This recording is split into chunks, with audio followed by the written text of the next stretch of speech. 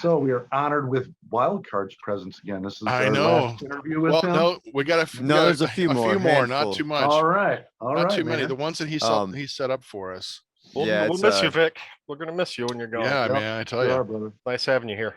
leaving a twinkle in your eye. That's how it goes. Yeah, I got a sock just with your name on it, man. I'm always dreamy when I think of Vic. That's right. Yeah, Don't touch Yeah. that. It's my Vic sock. That's I right.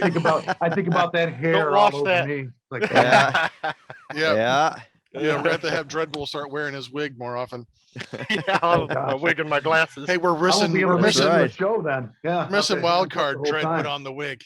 Put on the wig. Put on the wig. Come on, it would be like we're in prison. August 14th, Robbie Rainey's coming back. He wants to do a horror show with us. So I thought, Chop, you and I we could think about a good horror topic, to Cool. talk about. I figured Dreadbull, you're not going to want to be here for that. I mean, you're welcome. Yeah, I don't know what I could contribute to the horror discussion. Just stream Yeah. some stuff real fast. You can just Yeah, watch some man, you stuff got real a month to watch some horror stuff, man. It's getting quick. Yeah, I guess I should just delve into it and immerse myself in horror you for a should, while. right? Oh, I'm going to tell you something. Speaking of horror movies, I just rented, was it yesterday, The Black Phone, Ethan Hawke's movie based on Joe Hill's short story and Stephen King's son. And man, that is well worth watching. Fantastic. Yeah, Really? I saw an ad for it. Because Where's it looked available weird. Is it right now? good? Is it streaming anywhere or Yeah, on Prime. Prime. Prime? Video. Okay. Because How much was it to Nosferatu rent? bad. Wasn't good. No. But this was excellent. This was just a different take on the whole serial killer kind of thing. And Ethan Hawke is a great performance. Like I've never seen him before in this kind of role. So highly recommend it. I've Nice. watched it twice. So I'm gonna watch it probably a third time tonight. So yeah, You must like it. I love it. He's been jerking off to it Yeah. as usual. Mr. Doesn't like a good Sacco horror next, jerk. Mr. Sacco Yeah. next to me. Yeah. There's a band called Lurking Corpses. I think they have a song about jerking off to horror. I mean, Somebody has the to. front man says something about it. He says, "Do you remember when you were in your mom's basement watching horror films, masturbating or something?" It was awesome. Yeah.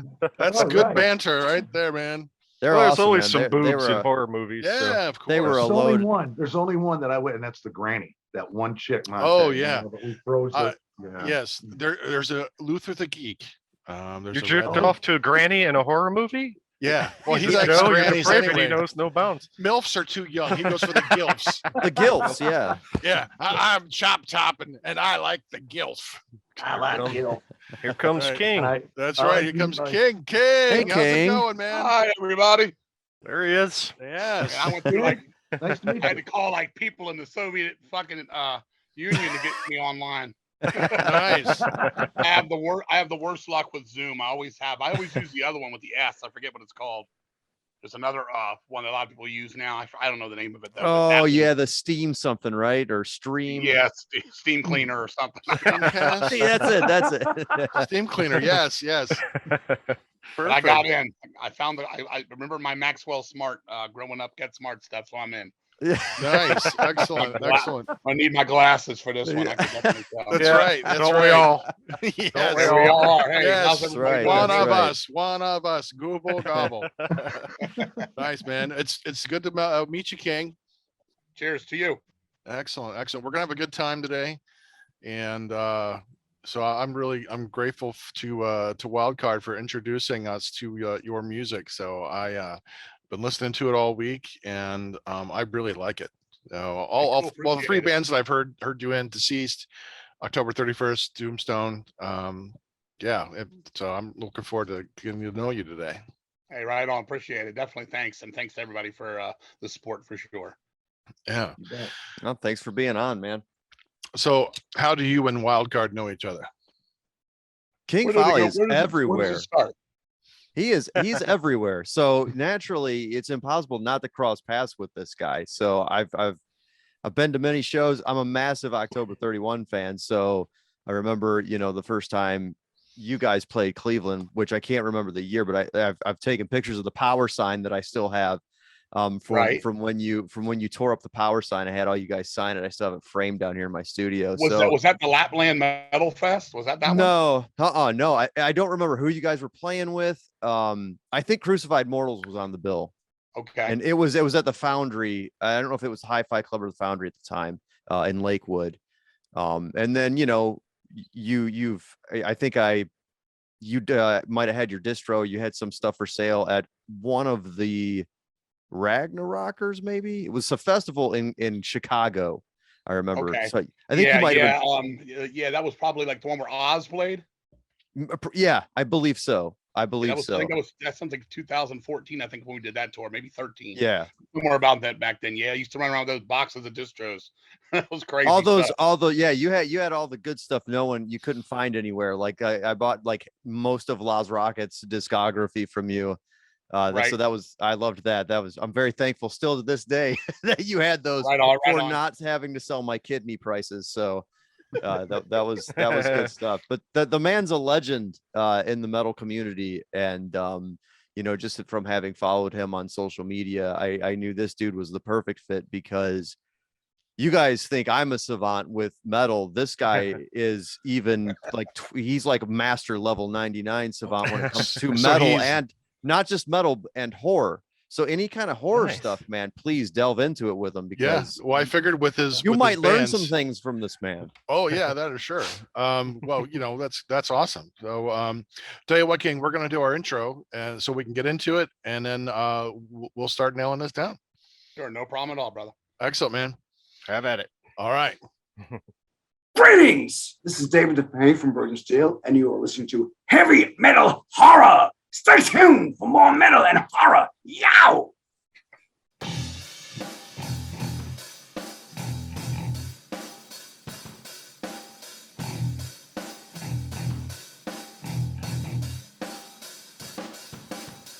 I am Montag, master of illusion.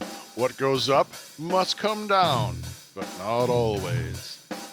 This is Chop Top, and this interview's fit for a king, so keep it heavy. And Dreadbull. Wildcard. And you are watching and listening to Heavy. Metal Horror. Oh, kitties. Tonight, we've got a great show. We want to introduce King Fowley of bands like Deceased, October 31st, and Doomstone. King, welcome to Heavy Metal Horror. Cheers. I love that intro. You guys were great with it. You throw a little bit of Wizard of Gore in there too. That's great. That's Great, right. There you I got go. the Yes. top, I got the Texas Chainsaw relationship too out of that. Exactly. See, you're one of us, man. Vic, I just think we found your replacement. So Yeah. if you want to Okay, leave you're now, it's gone. totally cool, man. Get Outski, man. Get Outski. Yeah, that's right. We're going to be losing him pretty soon because, you know, he's got real life. So if you want to come in and join us, There you go. you're right? welcome. Yeah. All right. Well, so King, Nice. let's. I want to talk a little bit about your background. When did you first get into music? Music for me basically started about 1974. My father passed away of cancer in his 20s. He was real young, and my mom's sister, my aunt Marlene, she would babysit me a lot. My mom worked 3 jobs. Actually, the county we lived in, Fairfax, Virginia, growing up, they tried to take my sister from my mom, saying she didn't make enough money to keep both of her children. Well, my mom proved them wrong by busting her butt and going working 3 jobs to keep us. But that meant a lot of time with me spending with her sister. Well, her sister was an outcast. She was crazy. She was the running with bikers, crazy type, Led Zeppelin, you know, blah, blah, blah type of girl. But she had tons of music. And I'd go to her house, and I would just start, I guess, about 5 years old. I was born in 68. So about 5, 6 years old, started going through all her record collection. And I'd look at all the covers, and as a kid, just whatever. But I noticed that one of the bands with the Beatles was the band that got me into music. And it became, I can even remember this pretty well, that it wasn't so much when the records were on anymore. The music was staying in my head. So I'd be somewhere else. There'd be no record playing, but I remembered the songs in my head. So that's kind of where it all started. But she turned me on to so many types of music growing up at the time. Everything from the Beatles to the Beach Boys to John Prine to Led Zeppelin to the Grateful Dead, just the bands at the time. The Rolling Stones, Paul McCartney and Wings was around then too. Stuff like that's what got me started. That was the whole gateway. And then about 1977, I was at the grocery store. My mom and my grandmother used to always go on Sunday for these 2-hour, you know, mom and mom talk.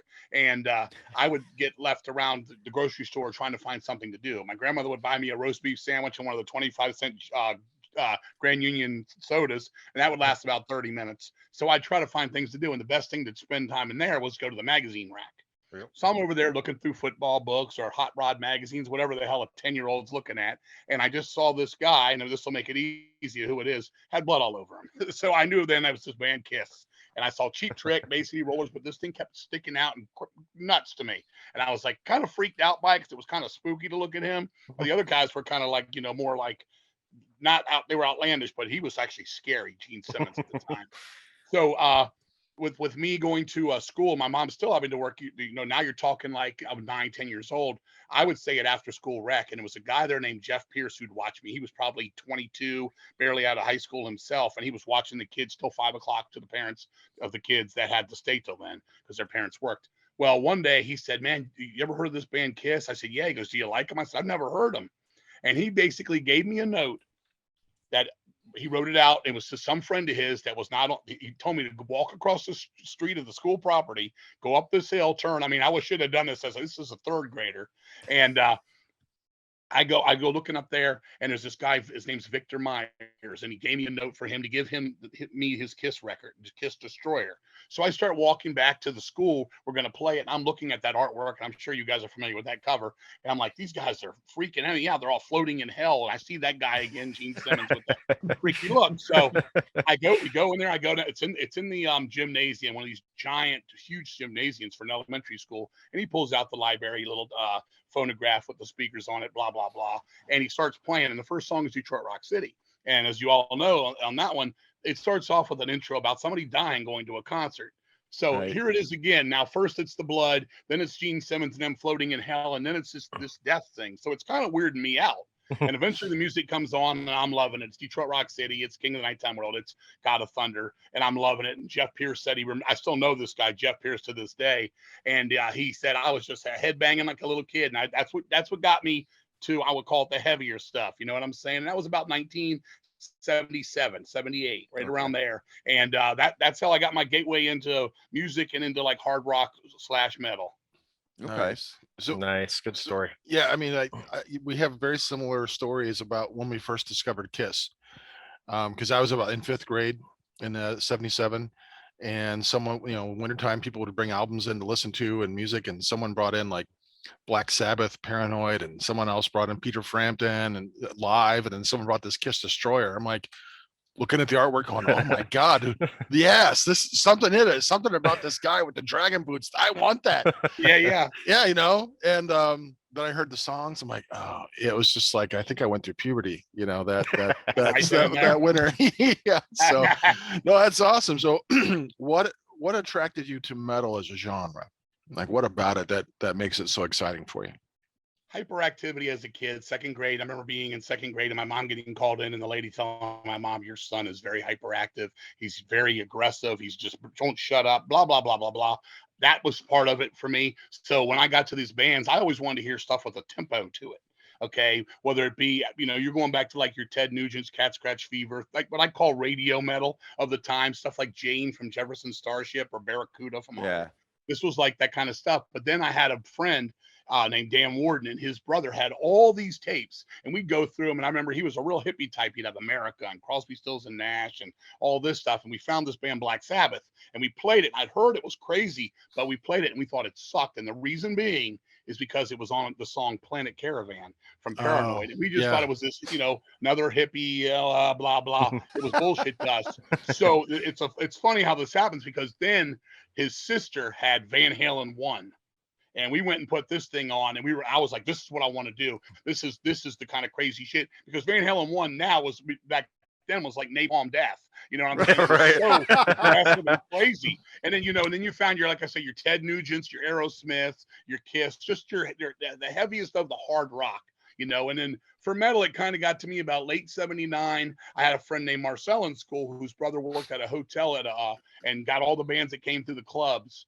he would get them to they come and spend the night, and they usually gave him records or something. Just they started chit chatting, and he got me up the band, the Plasmatics. He had a 12-inch by the Plasmatics, Butcher Baby, and he was like, "Here, you're gonna fucking love this," and he threw it to me, and I looked at it, and they were crazy, and she was crazy, and I just fell in love with it. So I got lucky there. When I first year of high school, we got into like the Ramones, the Dead Kennedys. Even though this wasn't metal, it was just aggressive, crazy shit. Right. And then I remember we were somewhere, and there was a big box of tapes in somebody's car, and I reached in and said, "I gotta have it." So I yanked this thing out. It was a bunch of dubs on it. Motorhead was on there, Saxon, things like that, and it just kind of got me going to metal. As for the natural ones, we'll call it, stuff like Rush or Judas Priest, Iron Maiden, all that stuff of the time, it just fell in naturally for me. I think Judas Priest I discovered on a sampler record, and I was probably about 12 years old for that. And in Maiden, I just kind of bought it all in a day. My grandmother bought me both a couple records for my birthday. It was Killers, and then it was Number of the Beast, and I just fell in love with that style. And then again, it does the same circle again, where now as I got into metal, I wanted it to be the craziest shit, which turned into Slayer, which turned into Sodom, which turned into the evil of Merciful Fate, the craziness of Voivod, War and Pain, just all that stuff. And it just kept going and going. And by then, the natural cycle, I'm a teenager, I got dabbling in drugs and all that shit, and just being a fucking crazy guy and blah, blah, blah, blah, blah, blah, blah. So everything was just moving at a tempo that was insane. And then you throw in, the love of horror movies, all that weird shit. And I still say, that stuff I was telling you a couple minutes ago about Kiss, all that morbid shit just kind of floated in there, and it kind of just set the tone for me and what I ended up doing with Deceased a little bit later. Okay, yeah, because that was going to be my question. Is like, how did that kind of come about? Just for I'm sure it's a question you've answered numerous times. How was that progress from being a fan into starting Deceased? Well, my first band was actually a band called Slack Tide, which I had a friend in school. His name was Bill Ford, and we were both Kiss fanatics, 5th grade, 6th grade. And his dad was one of the higher ups for Radio Shack, the Tandy Corporation, Wizard and stuff. So we used to go and do these Kiss concerts, which so many bands, people you've probably talked to before, we'd lip sync in the basement with the pool table and the pool sticks out, and we'd be Kiss. But we started learning songs, and I actually picked up the bass. I got this real cheap SG copy bass at the pawn shop. But Bill moved away, and then he calls me one day and goes, "You want to do a concert down here in Savannah, Georgia?" And I said, "What?" He goes, "Well, I'm starting a band called Slack Tide." We had no band. And I said, "What are we going to do, write songs?" He said, "No, we're going to do cover songs." I said, "Of what?" And he gave me the weirdest list. It was Kiss Love Gun. It was Aerosmith's version of Train Kept a Rolling. It was My Sharona. It was You May Be Right, Billy Joel, and Rock and Roll Fantasy, Bad Company. Okay, these were the 5 songs. And we had a guy, I was in 6th grade. It was right after 6th grade let out, the summer of between going to, for us, it was junior high, was 7th and 8th. Yeah. So it was between that summer. And I said, all right, I'll try to learn this. I didn't know how to play the fucking bass, but I did go and learn pretty good. And I had a friend named Andy who was in 5th grade. He wasn't a bad guitar player, and he learned this shit. So our parents let us get on a bus from Virginia, drive down, or just take a bus down to Atlanta, Savannah, Georgia, and go down there and do this concert at this little, he had like some kind of country club that we played golf, and he set us up with all this, Radio Shack type of shit. He was just the master of stuff, and we played, and it was fun. We had a lot of people watching us. Then this little girl came out and played "Keep on Loving You" from REO Speedwagon on piano, and just stole the show. We wanted to light her on fire. But she stole the show. But that was my first band. And then I had another thing called Messenger. It had 12 names, but the one I always keep it as is a band called Messenger. And we had a demo in '83 called "Fuck You." That was the name of the tape. And I just was getting into Twisted Sister, so it was "Turn It Loud." It was all this anthem shit. We had the tape was "Grinding Heads," "Turn It Loud." There was maybe one more on there, but that was kind of what got me there. But it was all like that. First off, cover songs, then this shit, which was just your by the book stuff. So what you're asking, like with the morbidness of it, I started putting together this thing. I wanted to do something really haunting and stuff. And the horror aspect came from my mother. My mother used to take me to movies when I was 7 years old or 8 years old. We'd be in the theater seeing Burnt Offerings with Karen Black, or just any of the movies of the time. It's Alive, all those movies of the 70s. We'd see them all between that and then watching Channel 7 at after school and stuff before the news came on. They'd always have Let's Scare Jessica to Death or Dark Night of the Scarecrow, things like that. So I had all this kind of like influence to get me there. So between that and the music, I wanted to speed it up. I wanted to weird it out and all this stuff. I just needed the right people to do this. And I didn't know if I wanted to play drums or bass or what, because I wasn't good at any of it. I hadn't even got to drums yet. but that's kind of where the morbidness of it started. And I'm kind of Okay. like from here, it kind of falls into place. Awesome. Nice. You talk Nice. about when you're young, you know, being a kid and having all this hyperactive kind of energy, and then being a crazy teenager. And I would assume, you know, this type of music just was a great outlet for all that excess energy and aggression and stuff. Have you found that, you know, as you've gotten older, is it difficult to write new music or do live shows? Is that kind of aggressive energy still there? You still able to tap into it, or I that- absolutely no. There's nothing better than, we just came off of a tour. We just did a tour with the Accused on the East Coast, and it was phenomenal. I just turned 54 on July 6th, and I still love doing it. I still have all this anxiety, hyperactivity, whatever you want to call it, inside me. You know, back then when I was young, I would, you know, go down that road with the drugs and shit. I was a cocaine freak. We got caught up in PCP and just drugs of the time. We were heavy into that around, I would say, from like late 82 to about 86. Was really bad for us and stuff. It was really something I had to beat to stay alive, because I got really caught up in cocaine and stuff. So there was a different kind of thing. But the music thankfully saved my life, because I chose music over that bullshit. You know what I'm saying? Yeah. And I'm proud of myself for that. I was 19 when I quit completely drugs, and the music to this day carries me. It's basically it's my drug of choice. Oh, Yeah, nice. I can concur on that. He's one of the funnest frontmen I've ever seen. Just the interactions with the audience and the straight, unadulterated energy. I'm fortunate to have caught you live, King, because damn, man, that's a hell of a show. I'm a 315-pound guy, and you know, and I don't stand still. I go crazy. I've had people come up to me, the wrestling promoters, would you love to be a wrestler? And man, you got all this energy. Let's do this and that. I'm like, nah, dude, I'm doing this. And the thing of most of all, Vic, is that for the first, Deceased has been around for really 38 years now. I mean, we spaced 37 from 85, but it was literally 84 without the name. So we've been around that long. Those first till 2002, I played drums and sang every show. So I was on the drums. I used to say, you know, my butt cheeks are stuck to this fucking drum stool for the first 18 years. So for the last, what is it, 20 now, I've been able to run around and going, yeah, I got to make up for lost time. And it's probably best that when I was, you know, even crazier in my 30s, 20s, even early 40s, that I was on the drum stool, because to be out front and sometimes things get out of hand, it shows, you know, I won't take no bullshit from anybody. So it may have been a good, I was kind of like prisoned in back there. Take that, Don Henley. Yeah, right. That's what it was. And that's how it got to being the drummer. My friend Marcel, the one that's brother worked at the hotel, he was going to be the drummer, but he fell in love with this girl, and he just kept leaving his drum set there. And they were like, look, dude, you're not very good on bass. I'm like, I ain't no fucking good on drums either, man, but I'll try. And I would go back there. We figured we needed a beat more than we needed a bass at the time. So I just started playing drums, and how I even knew how to play at all was my friend Andy that was in Slack Time with me. His brother was in a big jazz band from DC area called All Points Bulletin, and he was the one that turned me on to all those type of bands like Kansas, Weather Report, Jethro Tull, Rush, Pink Floyd, all that. But he was the drummer, so he had a big kit in the basement. And when he wasn't home, I'd freak out. One day he called us, and he's like, if you ever want to learn how to play, I can show you. And he showed me some just your basic stuff, so I could get you're living after midnight beats out and stuff early on. Yeah. Nice. Right.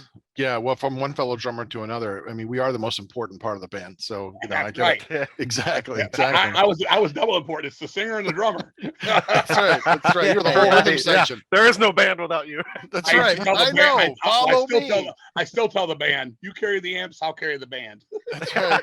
Yeah. See, there you go. That's Fair the way enough. to do it. I want that on a shirt.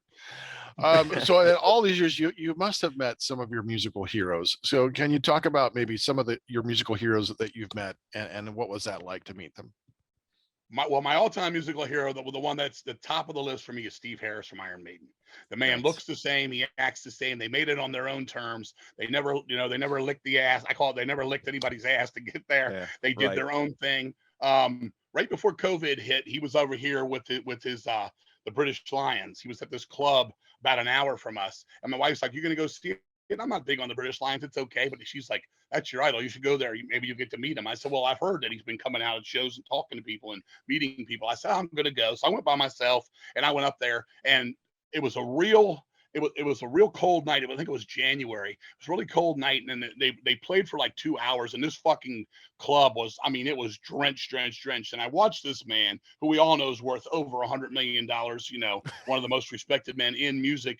And I watched this man play 2 hours with a band that wasn't his main band at a club that held maybe 150 people, packed to the hilt. At 1:15 in the morning, finished playing, take his bass amp, roll it off the stage like as if it was his first gig ever, go backstage, and people like, Steve's got to be in New York at 4:00. He's not even going to make it there on time. There's no way he's signing anything tonight. I'm like, well, it's understandable. It's fucking late. And I was just standing there, and the guy said, don't go anywhere, man. He ain't going nowhere. He's signing for everybody. And they said he's going to take a 5-minute shower. He's going to come out. So he came out, and some guy said he's going to sign 2 things for everybody here. And almost the entire crowd was still there. I seen guys with pinball machine glass, you know, Harris type bases and shit. So I got in line, and I went up to him, and I said, man, I've been into Iron Maiden since I was skinny, man. He starts laughing, and I just thanked him. I said, dude, you're the real deal. I said, thanks for sticking around. He goes, I wish I could do this with Iron Maiden. I miss this up close with the fans type stuff. We obviously could never do that with Iron Maiden, but he just was so cool. He's like, it's always about the punters, you know, basically the fans. And I just said, man, thank you. I said, you truly are my fucking idol. And I said, I'm not one to just give anybody the time of day either with nice words. I said, you've earned every fucking thing. And I just fucking hugged the man and walked away. That touched my heart so much, because it showed me, even after I knew it that night, that this man was, you know, that real. It wasn't an illusion in my mind. You know, you meet some of your idols and stuff. I've met some people along the way. They're not necessarily idols, just people that people know, and I won't even go into that so much, but that are just, they're just pricks, and you see it behind the scenes. I know Vic's seen me talk about it on Facebook before and things. It's just shitty how people can be, because like people ask me all the time, oh, what do you think of your fans? I say, we don't have any fans, we have friends. I don't like the word fans personally. I think it makes it me like I'm like looking down at everybody, because we're all in this together, no matter what you're doing, whatever side of the stage you're on. We're all about music and unity. That's what I find about the underground. That's my way of looking at it. I'm not out for rip-off ticket prices. I'm not out to be high and mighty or anything like that personally. And I've seen a lot in my 38 years of doing Deceased. You know, we've done a lot of shit, and I know a lot of the bigger bands and stuff, and some are super cool, and some you know, went down the wrong path and are just pricks, you know. But I'll just stick with the Steve Harris story as the one that really did it for me. He's one of my idols. I mean, he's my biggest idol. Some of my other idols are outside of music. Like, I'm a big Harry Houdini is one of my idols, because he called out posers back in the day. He showed everybody that this isn't really what you're saying it is. You're fake, you're phony. And he would yeah, because he was looking for proof. He's like, I dare you to prove it to me. I'll be happy to pay it. Right. Exactly. So that's like another one of my idols. Of course, my mother, who raised us and stuff, she did everything. Like I said, she kept my sister. She busted her ass. She taught me right from wrong. You know, I still know that to this day. I didn't always go that path, but she knew, you know, in the long run, I get my shit together. And I've had my shit together for about 25 years now, you know, maybe a little bit more than that. And I'm very happy where I am in my life. Very, you know, it's all about music. It's all about friends, things like this right here. This makes my day. Just having fun, shooting the shit and stuff. That's all. Well, we're happy to have you. It's just, this is enjoyable for us too. So this is great. So who are some of your favorite, or maybe I guess we could ask the single one, if you could name it down to one, who's your favorite metal vocalist? I don't know if I could do that, because there's a few that are just so high. If I was to say who's the voice of metal and I love him, it would be Dio. It would be Ronnie James Dio. I mean, his voice was just that. If you're asking what my favorite singer is and the rock thing, I'm actually a Paul Stanley from Kiss is my favorite singer.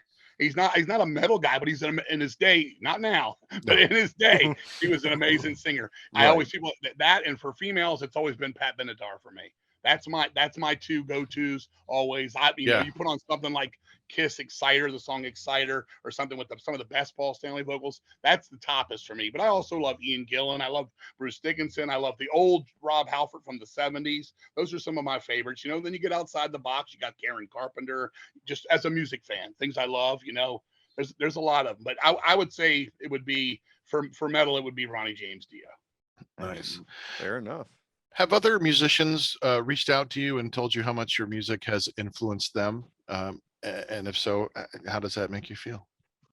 Yes, I've talked with some people. I was actually just talking with Angel from Demolition Hammer. He's the current drummer, and he was just saying how big of a deceased, freak he was. And he's been coming to all these shows. He keeps popping up at all these shows lately, and that was cool because I respect the guy. He's a hell of a drummer and a good guy. And yeah, it's cool to be thanked, recognized, and I always, take that to just for what it is, as a kind word from somebody. It's nice. I mean, I bust my butt. Everybody in Deceased does, but I mean, I'm the only guy that's been there from day one all the way through. Right. I bust my butt. I still about everything arranging. I still like to book the shows. I still like to be the guy, at the end of the night to get us paid, to, make sure we got the hotels and things. It's all important to me. I don't like to just point fingers and you do this, you do that. It's nice from time to time to get help, like things like that, but it's important to me too, because I just want to keep doing what I do because it's what I do. Right. Sure. Yeah. I'd like to talk a little bit about your creativity, your creative process. So when it comes to writing music and lyrics and stuff, can you talk about how that happens for you, your creative process? It's definitely gotten a lot better. In the earliest of days, it was, let's write about grave robbing. Let's write about the end of the war. Let's write about whatever, just gory things. It was I'm 15, I'm 16. This is where my mind is. As I've gotten older, to get into more, I look at death metal. Okay, when we're talking Deceased, I wouldn't say we are what has been known for at least the last 23, 4, 5 years as death metal. When I was growing up, bands like Metal Church were actually called death metal. Bands like Surf Ungol were called death metal. These were things that was, even Black Sabbath. If you look at something like A Sign of the Southern Cross from Mob Rules, it's despair. It gives me a real vibe, and it's something I say from time to time. I don't get that from an Obituary. I don't get that from a Cannibal Corpse. I don't feel like that, like dread, that like just that sense of eeriness and that. And I want that in Deceased so bad. And as we first started, it was what rhymes with death, what rhymes with what rhymes with grave. It was just childish. And through the years, I think it really took form. The first album, Luck of the Corpse, pretty much had a couple new songs that were sort of finding my way outside of that. But by the time we got to Blueprints for Madness, which was 93, I was looking more into real horror, like, mental illness and things like that. And that's kind of where I've been since. And like just the real horrors of the world, Alzheimer's disease, things like that, just things that really are deep, not just your, we did the zombies record and things that was, fictional. Let's hope that stays fictional. But like on the last couple of records, I guess, there's been some you can't trust anybody anymore. Like doctors deliberately killing people. How just the world is. And I'm not a political guy at all, but just the way everything around me, I see just nobody cares. A lot of greedy hands, a lot of fucking just shit going on. I have songs about parents killing their children, things like that. That's, to me, is awful shit, and I write about it. Right. I'm the happiest guy on the block, but Deceased has no survivors. They'll never have a happy ending in any of our songs. And that's kind of where the death metal comes in for us. But the process, I just kind of get ideas in my head. I'll come up with a title. Mike Smith, who's the main songwriter, he'll come up with a lot of riffs. We're working on a new record now. He came in with it when we first got started this. He said, I got about 93 new riffs on his phone. And we just started picking and choosing. I gave him the idea. The new record's called Children of the Morgue. We're working on it now. And I started giving him these ideas and how I wanted this to be. And he gets it. And I don't really have lyrics until he has the some riffs, and we'll get together. And I always arrange it. I tell him, you bring it in, and then I will derange it. And we change things around. We'll fight in a family type of way. He'll be like, I know I hear it this way. I hear it this way. And it's got to be slow. No, it's got to be fast. That's fun. Creativity. There's no jealousy in our band when it comes to writing. Me, him, and our other guitar player Shane. We just got together this last Wednesday. Our bass player Les actually lives in Texas. Now, just for locations purposes, I'm in Pennsylvania. Our guitar player Mike is in Virginia, and our other guitar player Shane is borderline DC and Maryland. So we go to Shane's, we set up, and us three jam. We have no bass in the room when we do this, and we just start creating stuff. And right now we're putting together pockets of music, not sure where they'll end up. We might have 6 parts, and not all end up in the same song. And then when I get that up home, and technology nowadays, I can throw it in, I can kind of edit it, move riffs around without having to be in the room, and let's replay it and do this order of the stuff. I can come up here and put it in WAV files and just, move it to the computer. And then when I can take it back and go, this works. It just saves time in the room. It's like just doing your homework. Right. So that's kind of how it is. I mean, years ago, we'd get in the room, we'd all jam.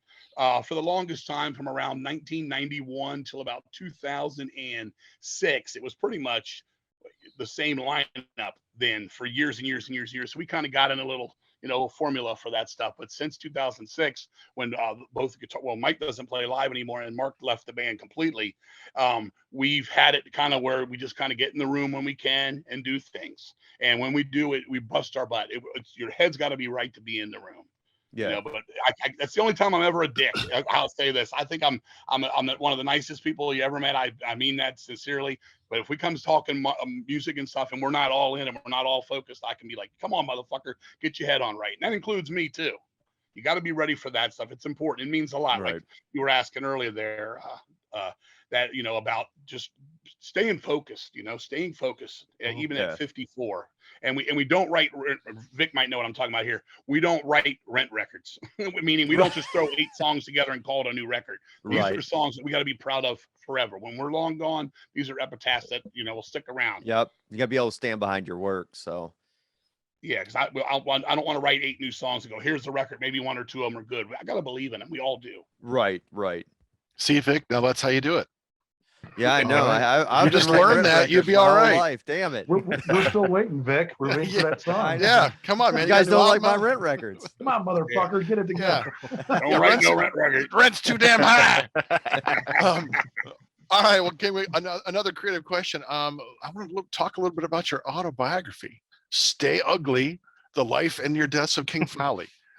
Great title, by the way. Because that was one of my boy bands that I wanted to be in, was Not Too Ugly. So what prompted you to write your story? I was in Las Vegas, I think it was 2010, and this guy named Mike Sloan approached me. He said, "Man, you're a crazy motherfucker. I've heard all about you drinking motor oil at parties." I was going to ask you about that. Yeah. I'll That tell was you one of about my it here. questions.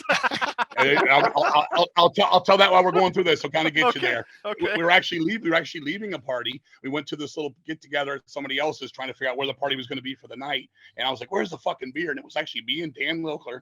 And we were sitting there, and I said, "Give me that fucking motor. I'm gonna drink that fucking motor oil." So I grabbed it and I popped it open, and I just drank the whole fucking thing, straight down, start to finish. 1 swig, it was gone. And then Dan took it and he put it up to his lips, and there was nothing left. So he got the little black ring right here, and he was like, "Man, we just drank motor oil." I'm like, "I don't know what you're fucking talking about. There was nothing in that motherfucker." Right? So never got the shits, never got sick. I was fine. Seriously. The night, I was fine. And then a couple years later, someone said, "Hey man, I heard you drank motor oil. That's a fucking lie. You're a fucking liar." I said, "Bullshit. Produce it. I'll do it again." We were at a party in an apartment in Springfield, Virginia.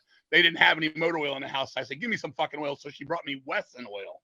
Okay. Cooking oil. I drank that down, got sick as a dog, shit myself. It was terrible. She's like, "See, you get sick." I said, "I never said Wesson oil wouldn't get me sick," but it definitely happened. Well, anyway, so he was saying stuff like that about the book, and he was like, "Yeah, I've heard some crazy shit." He's like, "I want to ask you a few questions. Could I interview you sometime?" He goes, "You should write a book." And I said, "Maybe one day." And we kind of went on our own way, and he took my phone number down. We were on tour on the West Coast. A few weeks later, I got home. Phone rings one day. It's the guy. He's like, "Hey, I'm really serious about this book. You should do this book." And I said, "All right, you want to write it? You can fucking write it." So for the next, I would say literally 2 to 3 years, he kept calling me in these 3-hour conversations, kind of like we're doing now, but getting deeper and deeper into each artery of, stories. And next thing you know, he comes to me and goes, "What do you think about this for the book?" And I said, "Dude, this is the most boring fucking thing I ever fucking read. This is like it's like a 3rd grade fucking, book report." I said, and he goes, "I know it doesn't have your personality. You got to write it." I said, "All right, so now I got to fucking do that." I knew I was going to end up having to do this. Right. So I told my wife, I said, "I'm going to write this fucking book." So I got in front of my PC, and I was, took me forever to get started, but once I went, I couldn't stop. And I literally lived it. I remember when I quit, like I almost died from drugs. I was having this, like I was like, when I started thinking about LSD, I started like sort of hallucinating in my mind, or like when my mother died, out of the blue, like I just got sad. I was living my life again, and I was trying to be funny. I was trying to be, sincere, honest, sad, happy, just everything in there. And so when I finished it, the guy Mike's like, "I love it, dude, but you left out some of the best stories." I'm like, "Look, dude, I can't be having all he wanted all these sex stories. Like he just wanted girls. And I'm like, when your mom suddenly dies, you can't just jump to like, and then I fucked this whore.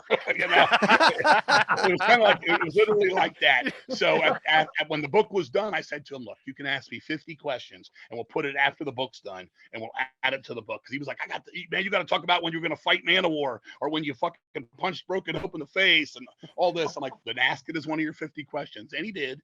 And I told all those stories, but they got to be in their own little, you know, world. Each one was their own thing. I had to make the book a rhythm. It had to have a nice rhythm to it. And I wanted it to be a Rocky Balboa, not so much an underdog thing, but just that, you know, you just got to keep getting up off that fucking mat. You know, in 2002, I had a blood clot that almost killed me in my right lung. 2004, I had a stroke, which almost killed me too. Nobody knew what this was from. You know, I'm not all that fucking motor oil, man. Well, I thought that's probably what saved my life. Yeah, lubricated everything for you.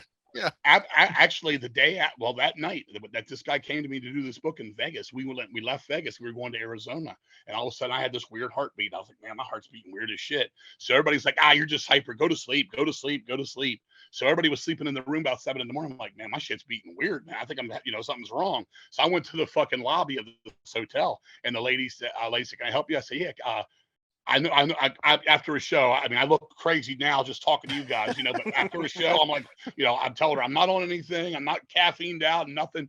I just feel like something's wrong with me. I feel like something's wrong with my heart. Can you call an ambulance? Don't turn the sirens on because it's 10:07 in the morning and we are at a hotel. Just have somebody come here. So she calls the fire department. And of course, here they come. Woo! Ding, ding, ding, ding, ding. You know, all of it, you know, the whole fucking thing. And the guy takes an EKG of my heart. And he says, your shit's irregular. We got to take you to the hospital. So on the way to the hospital, the guy's like, yeah, you have a living will and testament. And where's your wife and all this? And I'm like, what the fuck are you talking about? I'm freaked out. So I get there and the guy says, you've got AFib. You've got atrial fibrillation. Do you know this? I said, no. And he said, have you ever had any problems with blood clots? I said, yeah, I had one in my lung and I had a stroke. He said, well, this is what caused it. And he goes, you got to be on blood thinners for the rest of your fucking life. And I was already on blood thinners then, but he said, you know, if you don't take care of yourself with this, you could have problems. So that's how they found out I had this, you know, atrial fibrillation stuff. But all that's, you know, in the book, you got to talk about all this stuff, but you got to make it interesting. I didn't want it to read like a book report. You know, okay, 1984, this happened. 1985, this happened. It needed to be a natural flow, and I'm very proud of it. When it was finished, Mike put it out on his publishing company called Burning Horse Media, something like that. And we printed a couple hundred, and they sold out real quick. And then we did another press, and that sold out. And ever since then, it's been sold out. I have people all the time asking for it, but maybe we'll reprint it. But at this point, I'm now a grandfather. A lot more shit has happened since I finished that book, I think 17.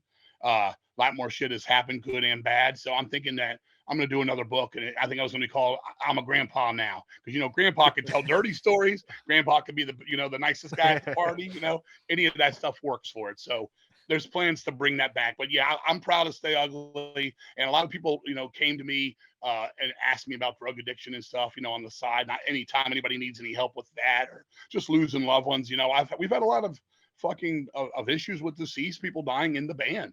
I mean, even as far back as 1988, we had when I quit drugs, I took a year off. It was 87. We came back in 88. March 3rd, 1988, we jammed for the first time in like 10 months. I was healed. I wasn't doing drugs anymore. I was totally over my withdrawals, blah, blah, blah. We jammed. Our bass player, Rob, had to go to school that day, college.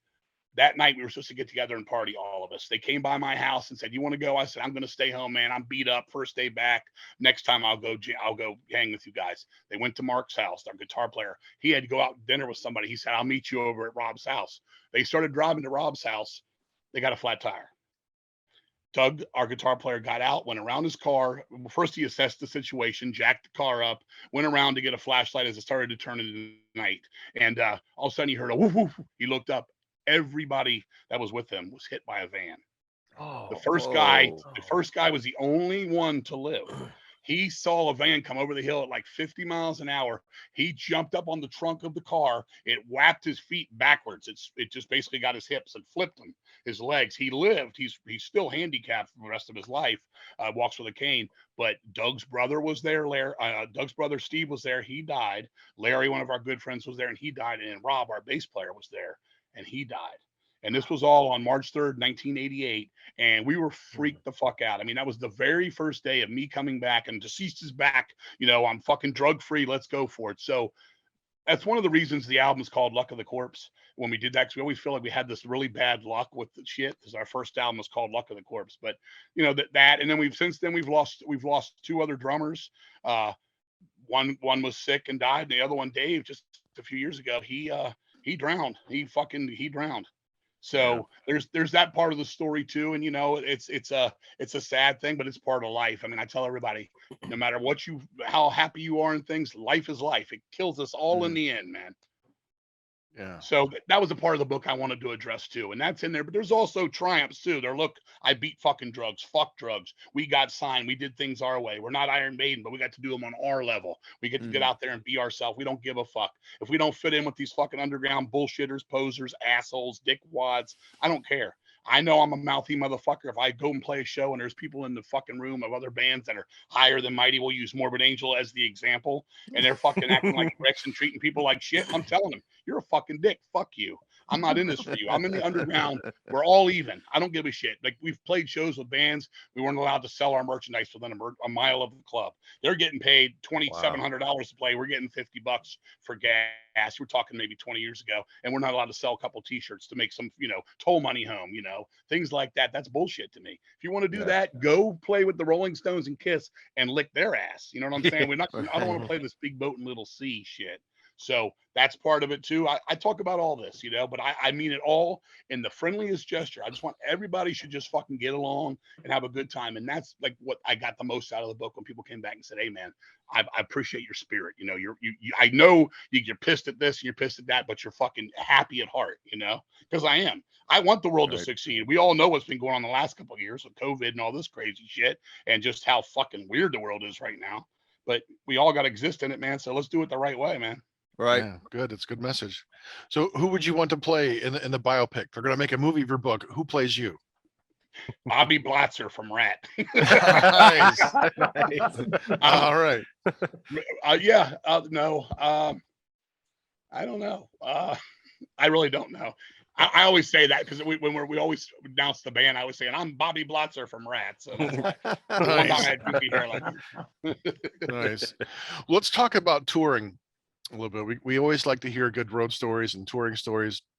So do you prefer like smaller intimate venues or larger arenas? Because like from a fan's point of view, being close to a band is fantastic, but like what's it like from a band's point of view?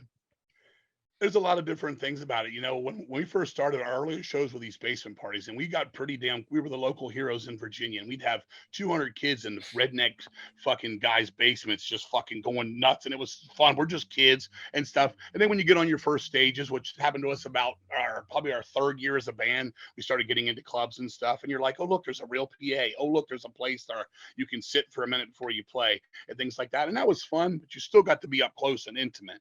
Then we became literally the biggest band in town in Virginia, and we started playing this place called the Bayou, which was where we see all of our favorite bands. Kiss was one of their first shows ever. U2's first show in America was at the Bayou, and we got in there and we sold it out, and we was like, this is when I realized what Deceased was going to be. We didn't get a big head, we didn't lose our cool, we didn't become what we were against.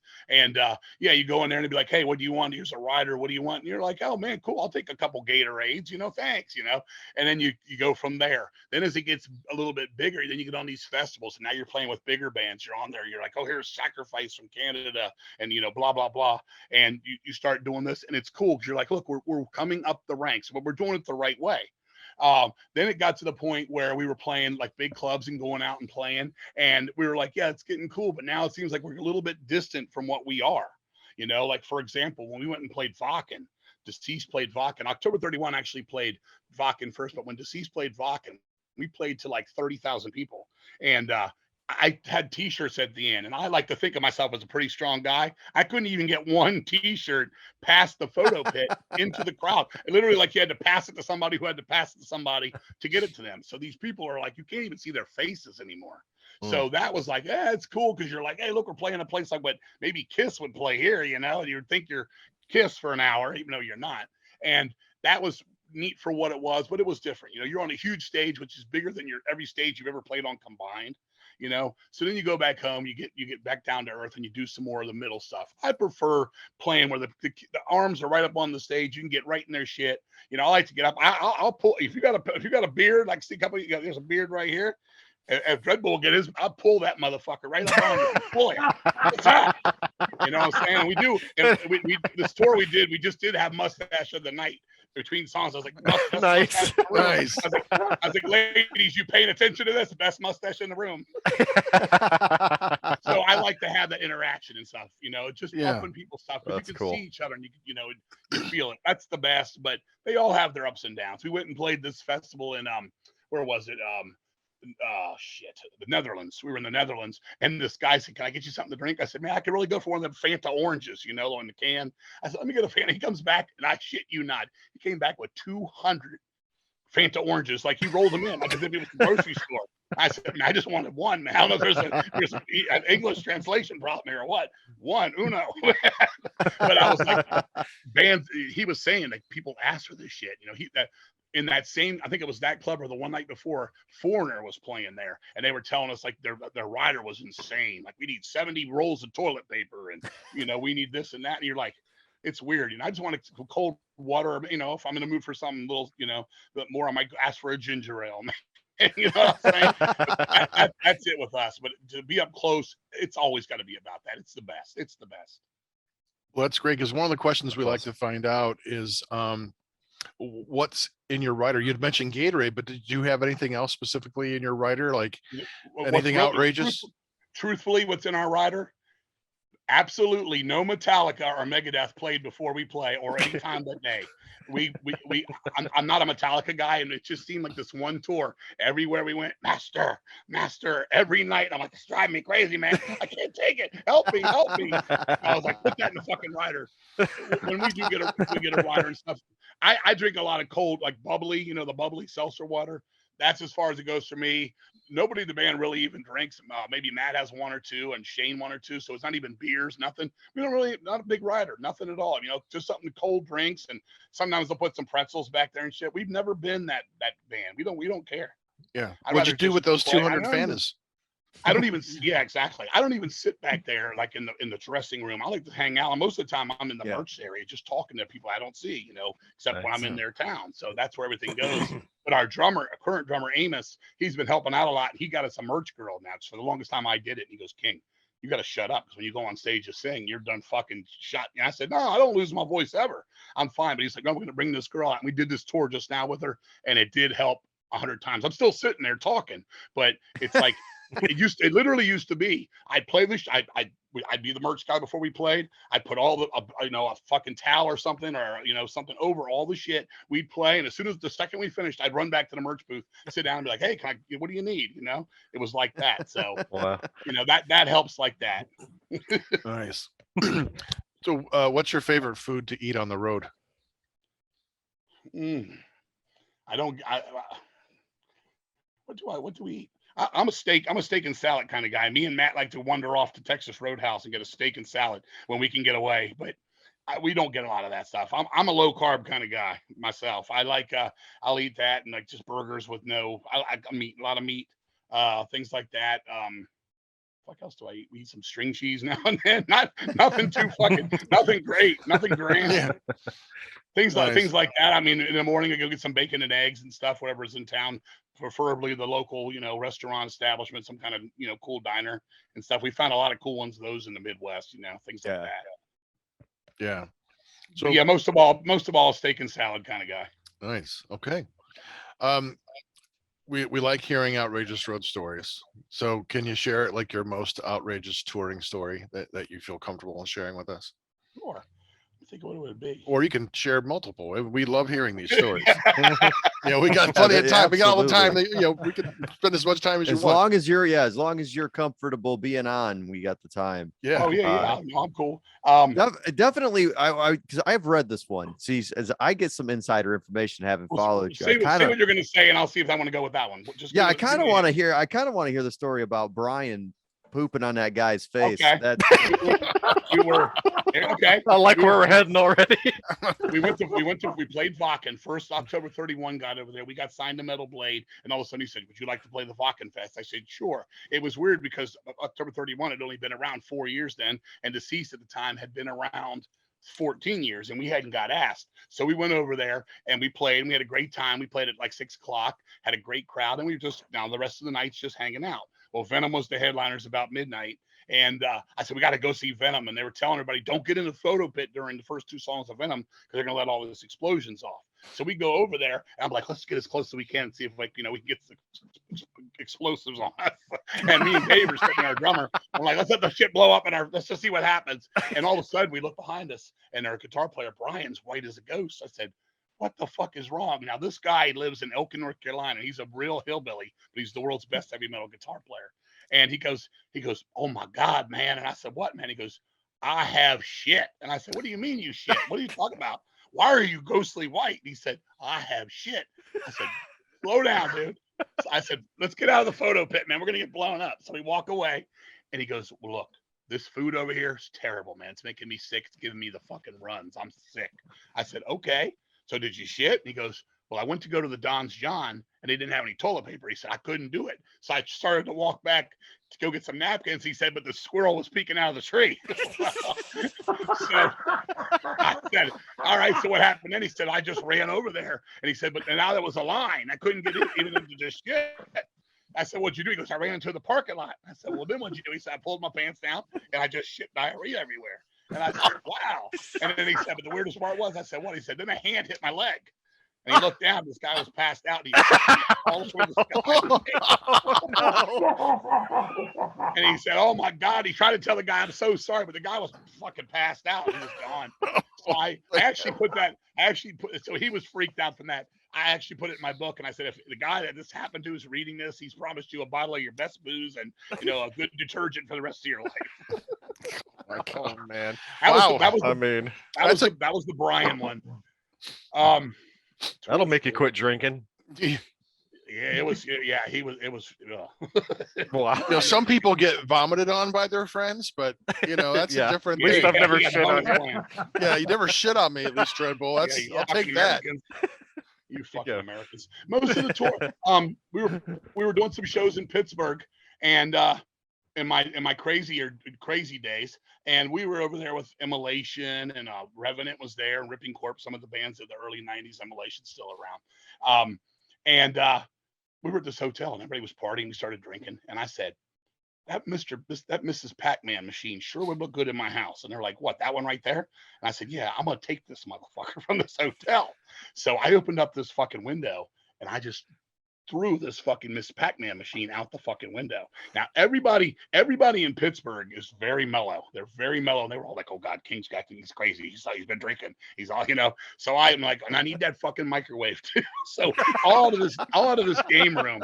So we go down there, and we get it, and we actually put it in the van. They brought it back, and I stayed in Pittsburgh. And when I got back, they had fucking ripped the fucking change thing out of it to get money for weed or something. You're talking, this is like 1989 or 90, and they ripped the whole change off, fucked the whole machine up. But I ended up, this guy said, I'll give you $1,000. It was one of those sit down Miss Pac-Man machines, the 2-player ones where guy on each side. That was crazy, because to this day they still talk about that. And then Sharon from Decatur, who one of my best friends in the world, she likes to tell the story. We were playing a show in Ohio another time, and I was drinking, and I decided I was going to eat a CD. So I ate an entire CD, all of it, the case, the CD, the tray. I just ate it. And they're like, dude, what the hell's wrong with you? And I'm like, I don't know. I don't know. She likes to tell that one. October 31 is famous for doing crazy shit on stage. We have these signs. Sharon Osbourne is a cunt. We hold them up, things like that. But usually at the end I'll throw out confetti. And I was shaking up this confetti, and it wouldn't open, so I fucking ripped it with my teeth. And when I ripped it with my teeth, the whole bag of metal confetti went down my fucking throat. I was like, oh God, there's a big bag of aluminum confetti. So the whole song, when I was singing the encore, it was coming out. It was shooting out. That was pretty fun. You could have been a confetti machine in a Kiss show. Like it a was like a it's slot crazy. machine. This guy's cashing out. Yeah, exactly. Man, I what mean, a, you what know, a, a lot of shit like that. We played another October 31 show. It was Halloween. I told this girl, go to the store and buy a half gallon of whiskey. Why? Just go to the store and buy a half gallon of whiskey. She comes back and I said, now go get a fucking bag of Dixie cups, just little cups like this. So she goes and comes back with these little cups. And I said, all right, now here, this little fucking tray we had. I said, put 50 or so cups on there and pour a shot of liquor in each one. So we're playing. I'm like, yeah, everybody's going to get fucking, we're going to party for Halloween night. We're October 31. And the fucking owner comes over. I'm trying to sell liquor to keep this fucking club, motherfucker. Rips it out of our fucking hands. You motherfucker, fuck you. Get the fuck out of my club. And fucking, we walked outside and he comes out. He wanted to fight us all. He was so pissed off. And that one to me isn't necessarily that funny, but if you were there, it was hilarious because it was all agey show. We're like trying to pass out to like 12-year-old kids here. First one's Now we're free, known- kid. Now we're known as that band. First one's free. That'd have been a good next Yeah, and the album. guy's like, what the fuck is wrong with you, man? You're Nice. done. Get out ski. what's the Wow. weirdest thing you've ingested? I mean, we've got motor oil, cooking oil, and a cooking CD. oil. Confetti? Like, is there Confetti, anything worse than yeah. that? Metal Is there confetti? worse? How do you have a stomach? Yeah. Long, have you had long This is like pig? a goat man. My wife did make some pretty bad. My wife made some pretty bad soup one night. Worse than motor oil. She's an amazing cook, but this one soup, I was like, honey, this tastes like sewer water. I would know. So what's your preferred weight? 10 with 30 or 40 or what? Yeah. Yeah, it was the green. I think it was the green Quaker State. I want to say it was 10W30. I think it was. So I'm going to go with that. That's Nice. thinner for the A lightweight for summer oil, months, yeah. right? Better for summer. Yeah. Yeah, better for summer months, and it was summertime. So Wow. Okay. Well, I mean, this question almost seems redundant, considering all you told me, but all this. But what is your most Spinal Tap like moment that you've had on tour? do we even have one? I don't even know. I if we mean, did. yeah, I don't know, man. You've told us some pretty good stories. Those are awesome. I don't think we have anything like that at all. Like nothing that was like ridiculous like that. I really don't think there is one to tell you. Yeah, Which it's like your shocks whole me. life has been like a Spinal Tap. Yeah. moment. And truthfully, 85 to 90% of the time, I try to make it like that. I want to go there and make things fucking fun but ridiculous at the Right. same time. Yeah. It's always like that. I mean, it's just got to be fucking ridiculous, man. Nice. Right. That's nice. awesome. Man. Yeah. Well, that's cool. We did do a we went to play this club in Buffalo. It was the middle of winter, and we decided, oh, we're going to save a couple of dollars on tolls. We're going to go around the mountains to get to Buffalo from Virginia. Well, we didn't realize what we did realize when we were driving on it, but we just decided, let's just go ahead and drive through the snow. Let's just do this. We can do this. Well, we left at 10 o'clock at night. Okay. So it was about 2:30 in the morning. We're at the top of the fucking, I don't know what mountains go through there. Is that the Allegheny Mountains? I don't fucking know. You tell me. I'm not a geography guy. And we're at the top of this fucking thing. And I'm driving this van, and everybody in this fucking van, it's a cargo van. And we don't have gear or nothing because we're just going to go play on gear that's there. So everybody's in the car, everybody's drinking. I'm fucking holding on for dear life. I see a sign that says you're basically a mile in the air, ski lift, some kind of shit. And I'm like, we ain't going to make this, man. The whole van starts sliding. No railing at the top of this fucking thing. Oh. The van literally went I would say 48% of the way off the cliff. And I was like, stop. And I can get loud without moving. I'm like, listen, don't move. But when you do, go this way, go to your right, or we're going to fall off this fucking cliff. The van was literally doing this. And we got out of the car. And we're standing there. Now, what do we fucking do? We're like, I don't know. And so this guy comes up, this tow truck comes through. He probably done this before. He's like, y'all are stuck, aren't you? And we're like, yeah, man. He's like, well, I'd love to get you out. Hell, that'd be great, man. $150. Fuck you. We ain't paying you no $150. See y'all later. Bye-bye. And we're like, oh no, $150? Sure. No problem. So he gets us out and we're still stuck. He doesn't bring us down the hill. He just gets us off the cliff. So we're sitting there and I'm like, how the hell are we going to get down this fucking hill? So it took us about 3.5 hours to go maybe 10 miles. It was literally, we were on all ice, and it was the stupidest thing we ever did. But just to know that there's places, this is 1992 maybe, to know there was places up that high with no railings around them on these mountains. Oh, yeah. Even that 30 years ago. It's It was still crazy. that We way. literally was like, one of those Looney Tune God. cartoons. We're like Wile E. Coyote shit. We're fucked up, dude. We're all there was acne on the side of the van too, if I remember right. That's crazy. Okay. Okay, King. What's the one thing you love most about being in a band? That's hard to say. Creating the music is definitely the top. When we get when a record's done and when like this all came together, and you think of everything it took to do that. Because for us right now, it's a son of a bitch between all my bands. I mean, for me to go to band practice, it's a 300-mile round trip right now. For Deceased, for October 31, it's a 1,000-mile. Fucking, it's exactly 500 miles from my door to our guitar player Brian's door to practice. So we take all this shit and this and that and going down the road and getting pulled over by cops. We're speeding. We're doing this fucking night. Just it all comes flying back to me at the end. And you're like, here's the fucking record. And if you're proud of it, which most of the time I can say Right. I've been proud of what we've done. You just go, man, it's all worth it. It's all fucking worth it. That and I have to include just playing shows, like I said earlier, just being in the face and seeing people fucking smiling and being a comedian in my own right through my singing and my stupidity. That we can just be fucking funny, and you're giving somebody a happy fucking time in their life, man. Right. That all that's important to me, man. It's just the friendship and just meeting people like you guys and stuff, just the friendships and everything. It's all cool because this is what I do. I don't collect gold watches. I don't collect cars. I don't cheat on my wife. I don't throw, I don't drink beer all day and all that kind of shit. This is what I do. I mean, I love this interaction kind of shit. Right. Nice. Excellent. All right. We're going to switch gears a little bit and we're going to do some hypothetical situations here. Okay. So an alien shows up and asks you to represent metal in 3 songs. What would those songs be and why? 3 songs in metal. That's a good question. 3 songs in metal and why? I would take Nuclear War from Voivod as one of them because it's got all the noise and craziness that most people think heavy metal is noise, because it is a noisy type of thing. I think that would be a good thing. Then I would take something like a Harder Than Steel from Jag Panzer, where you get the anthem, you get the singing, and you see with the power and how much unity and just togetherness it can bring, the singing, the big chorus and all that kind of stuff. Mhm. And then I would probably most of all I would probably do this because to show how well versed and how good talented music and metal can be. I'd probably take like a Hallowed Be Thy Name, Iron Maiden, something like that. I'd probably go with Children of the Damned because that's my favorite Maiden song, but Hallowed Be Thy Name would be the proper one because that's the one most would know. But just show people, look, these motherfuckers can play. Ain't a bunch of, I've heard that from day one. When I was a kid, it was, oh, Iron Maiden sucks. You should have grown up with Led Zeppelin. And then for me, it's Iron Maiden. And the next one, you should have grown up with Iron Maiden. And it'll always be that way. But yeah, just show them like, look, this just here's the noise. Here's the fucking, look how good this can be. The togetherness is here, and look how talented it can be too. Yeah. Nice. Well, Jag Panzer is recording a new album. Absolutely, they are. Yeah. So yeah, Love them. Yeah. Oh yeah, Mark was on our show a while back, and we're still in touch. Oh, I love and Mark.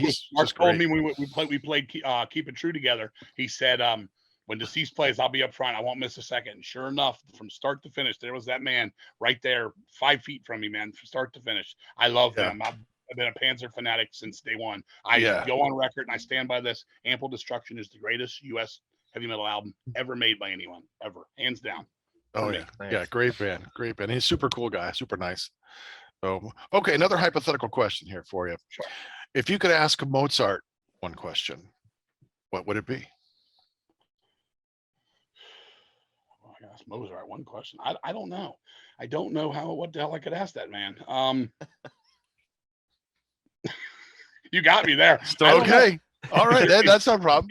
Is your hair real? There we go. Nice. Nice. Well, everybody back then had those wigs, and if you look on the back of Black Sabbath, Heaven and Hell, it looks like those drawings of Black Sabbath look like they're wearing those fucking wigs too. Like those old wigs everybody wore. Like wig stock. Yeah, like on that SpongeBob episode. All the judges and stuff. Yeah. It looks like Geezer looks like he's wearing one of those in Bill Ward and shit. Nice. Nice. So is your hair real? Nice. All right. Last hypothetical. If you could remaster or remix one album, what album would that be? We tried to remix the Blueprints for Madness and we failed miserably. I guess I would say Fearless Undead Machines. The master tapes for that are lost, and that's a shame because it's very close to being our first pretty good produced record. And it just a little bit of this and a little bit of that we could get there, but for some reason the master tapes they ended up missing around 99, and we did it in 97. But I'd say that one. All right. Now we're going to get into an area that you are the what did you say, Vic? Mega Savant, was that his? Not Super Savant. Yeah, his no, level 99. Level 99 Level Savant 99. at horror. We're gonna talk a little bit about horror. So, what are some of your favorite horror movies? Absolutely. The first Phantasm. Of course, the ones right off the top, Phantasm, The Exorcist. I love a movie called Burn Offerings from '76 with Karen Yeah, Black. yeah. Big on that one.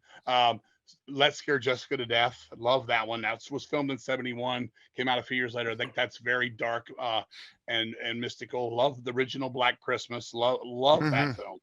That's one of my favorite. Let me think of some lesser knowns that really stand out for me. One of the earliest slasher films. That was like one of the earliest what would be a Yeah, considered a absolutely. slasher. Black Christmas is was- great. Yeah. I definitely love that one. One that I really love that stand out is horror at the top of the list. I also love the Amicus movies. Are you familiar with that company? It was kind of like with the Hammer. lesser Hammer. Right. I love all those anthologies he did, from Asylum yeah. to Tales from the Crypt, Vault of Horror, House of Drip Blood. All of those mean a lot to me. Yeah. You know, There's a stuff one like with that is- Donald Pleasance and From Beyond the Grave. yeah, Christopher or Peter Cushing. Yeah. From Beyond the Grave. That was Mhm. fantastic. Yes. And it was Tales That Witness Madness was another one too. They did. It was a lesser known one, but I love the Amicus series. You know, I'm a big fan of the '70s ones. Of course, I love the original Night of the Living Dead. I think that's nightmarish as hell. Love the original Texas Chainsaw. Still find that nightmarish as hell. It's And so then, creepy. yeah, I'll Let Sleeping Corpses Lie is one of my favorites. Yeah. Spanish. That's a freaky one. There's bits and pieces of so many I love, but those are the ones I think I would go like Burn Offerings, Let's Scare Jessica to Death. They're a little bit lesser known, but nowadays things that weren't known are kind of known too now. You Yeah. look on TV, Messiah of Evil's another one I love. I don't know if you're familiar with that one. Mhm. That's a really good '70s one, spooky Yeah. things Yeah, like that. I love the '70s horror most of all. I love Trilogy of Terror. Oh, absolutely, You know, absolutely. Yeah, that Zuni fetish doll. Oh. Jesus Christ, man. That scared the shit out of me when I was a kid, man. We have a song about that on Supernatural Addiction. It's called The Doll with the Hideous Spirit. Oh, nice, nice. Well, you now know, these have a they little- sell yeah, the figures now. You can buy the figure. I'm like, I kind of gotta want that. Oh yeah, I have an actual early model kit they did before they made the figures. I have a model kit. It was a pain in the ass to put that fucking hair on, but I did it, man. That's nice. Yeah. It almost looked like Rick James, but I did all right. Oh, that's good. What's the most recent horror movie or TV show that you've watched? That I've enjoyed or just seen. Oh, we can either or both. My favorite newer horror movie I've seen, I love Hereditary. I'm a big fan of Mm-hmm. Hereditary. People either love or hate that one. I love it. I thought that was some of the most eerie shit I've seen in a film in a long time. As far as TV wise, I'm not a big guy for the series. My wife will watch some of them. She likes some of that American horror story and things like that. I didn't ever really like that stuff. I'm still more from the old days. I still love my old black and white Twilight Zones. I still love a show that was on in the '70s called Ghost Story. Was one of my favorites. Those ones. For newer horror, I just, we see them all. Me and my wife are drive-in fanatics. We see them all. We'll be there next week seeing, the Black Phone and Nope and all those. Yeah. Good, bad, or otherwise. Nope looks we'll really see 'em. creepy. Yeah. Yeah, well, It does. hopefully it is. We see them all. But yeah, for the newer horror movies, I loved Hereditary. A movie from a while ago. It's at least a decade old now. A movie called Lake Mungo. Not sure if you know that one. It was a mockumentary about this girl that died, and there's a story inside of a story inside of a story. It's Australian. I really recommend that. It's a slow burn, but it's really, really good. Lake Mungo. Okay. Poughkeepsie Cool. Tapes was another one. I don't know if you saw the Poughkeepsie. Yeah, Tapes. that's good. That's a good. spooky Yeah. one. That's an eerie, real lifey kind of one. Yeah. Yeah. There's a series. I think it was on Netflix or Hulu. What's the one with the priest? Oh, Little was town. it the kid from the guy from the Christine show? I don't know. Boy, it was so good too. Wasn't the Yes, Exorcist series, No, was it? Well, The Exorcist. No, it was about the priest in the church and Oh yeah, Oh, yeah, Midnight on the Mass. island. midnight.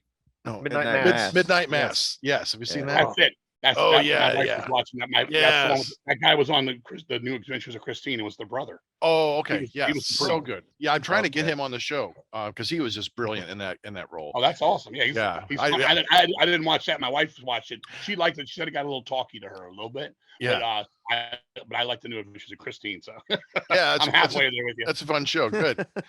Okay, what was your favorite Halloween costume growing up? It's funny because I don't think I ever wore it because I don't think I would have. But when I was moving from my house on 10th Street 22 years ago, I found an Electro Woman and Dinah Girl one.